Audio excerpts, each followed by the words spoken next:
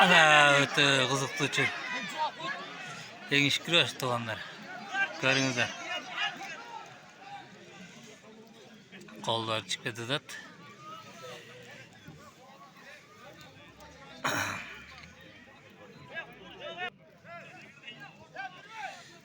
Ana daha başlandı. Kur bayladı. Olmasa kolları çıkıdı da.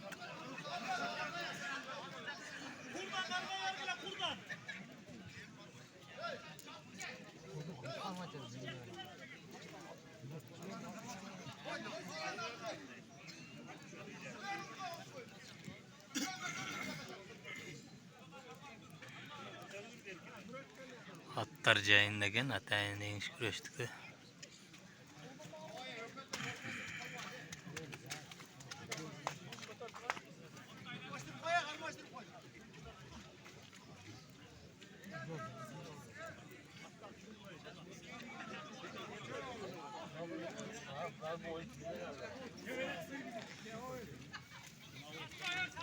Kaç durum?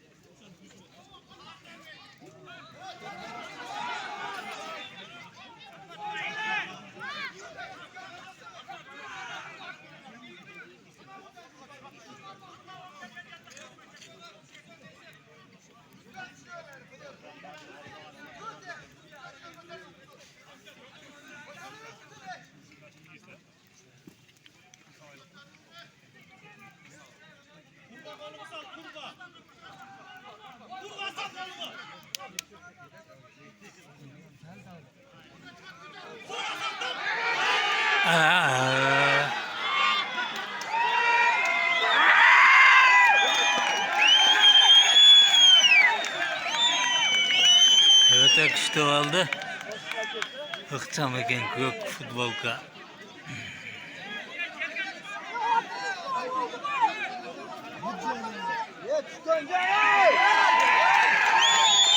Cengiz Türk'ü attı.